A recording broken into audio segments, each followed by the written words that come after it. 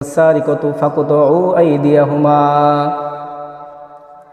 আল্লাহর রাসূল বিশ্বনবী হযরত মুহাম্মদুর রাসূলুল্লাহ সাল্লাল্লাহু আলাইহি ওয়াসাল্লাম কোরআন খুলছে। কোরআনের ভিতরে আল্লাহ তাআলা বলছে আস-সারিকু ওয়াস-সারিকাতু ফাকতাউ আইদিয়াহুমা। চোর এবং চোরনি সে যেই হোক না কেন, যদি সে চুরি করে তাহলে কোরআনের আইন তার হাতের কবজি কেটে দেওয়া। কার আইন? আপনারা আবার এই বিচার করতে চান না। এটা রাষ্ট্রীয়ভাবে এটার পাস হওয়ার পর তারপর রাষ্ট্রীয়ভাবে যদি এটার বিচার করে, তখন ব্যক্তিগতভাবে বিচার করার কোনো অধিকার নাই। আল্লাহর রাসূল বিশ্বনবী মুহাম্মদুর রাসূলুল্লাহ সাল্লাল্লাহু আলাইহি ওয়াসাল্লাম বিচারের আসনে বসে গেছেন। তো আল্লাহর হাবিবের কাছে বিচার আসছে, কুরাইশ বংশের একজন মহিলা সে চুরি করছে, তো চুরির বিচার করতে হবে। তো অন্যান্য সাহাবীরা বলতেছে, হাই রে, কুরাইশ বংশ থেকে একজন মহিলার বিচার আসছে, তো এতগুলো মানুষের সামনে যদি তার হাত কাটা হয় তাহলে কুরাইশ বংশের একটা কেমন জন্যই হয় না, যে মান নষ্ট হয়ে যায় না।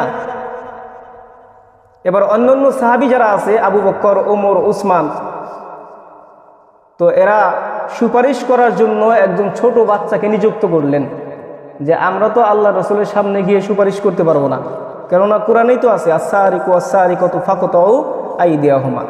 তো কোরআনে যা আছে আল্লাহর রাসূল তাই তো করবে। তো এবার অন্যান্য সাহাবী যারা আছে, এই যে উসামা বিন যায়েদ, যে আল্লাহর হাবিবের নাতি ছিল, নাতি পালক পুত্রের সন্তান, এই উসামা বিন যায়েদ ছোট্ট মানুষ, ওমর, আলী, উসমান উসামা বিন যায়েদকে ডাক দিল, কাছে নিয়ে আসলো। উসামা বিন যায়েদকে বলতেছে, ওই যে আল্লাহর রাসূল বিচারের সিংহাসনে বসছে, তো সে তো তোমার দাদা হয়, তোমাকে অনেক বেশি ভালোবাসে, ছোট্ট একটা কথা তার কানে কানে গিয়ে তুমি বলবে। তো উসামাকে তারা বলে দিছে যে তুমি শুধু খালি বলবে আল্লাহর রাসূলকে যে যার বিচার করার জন্য বসছেন সে কিন্তু আপনার বংশের মহিলা, কুরাইশ বংশের মহিলা। তো এতগুলো মানুষের সামনে যদি তার হাত কাটা হয় তাহলে বংশের একটা মান ইজ্জত নষ্ট হওয়ার ব্যাপার সেবার আছে না। তো এইটা উসামার কানে কানে অন্যান্য সাহাবীরা বলে দিলেন। তো উসামা যায়, এরা আল্লাহ রাসূল ডেলান দিনে বসে আছে, তো উসামা সে ডাইরেক্ট যায় আল্লাহ রাসূল পেটের উপরে বসছে, এইদিকে পিছনের দিকে মুখ করে গলা দিয়ে পেটের উপরে এসে বসছে। যাদের নাতি আছে, নাতি নিত করে আছে, এরা বসে না, না না, দাদার পেটের উপরে এসে বসে, কোলে বসে, তো পেটের উপরে এসে বসছে। তো বসে তার মুখটা হলো আল্লাহ রাসূলের কানের কাছে।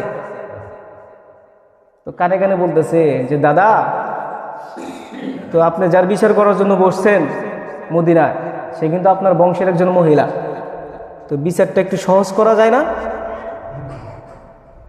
কেউ কিন্তু শুনে নাই, কিন্তু আল্লাহ রাসূলের কানে কানে বলছে। তো আল্লাহর রাসূল সাথে সাথে বসা ছিল, ওইটা দাঁড়ায় গেছে, রাগে তার চেহারা লাল হয়ে গেছে। আল্লাহর রাসূল ডাক দিয়ে বলেন, ও আমার সাহাবীরা শুনো, আল্লাহ তাআলা কোরআনের ভিতরে বলেছেন আস-সারিকু ওয়াস-সারিকাতু ফাকতাউ আইদিয়াহুমা। চোর এবং চোরনি সে যেই হোক না কেন, কোরআনের আইন হলো তার হাতের কবজি কেটে দেওয়া।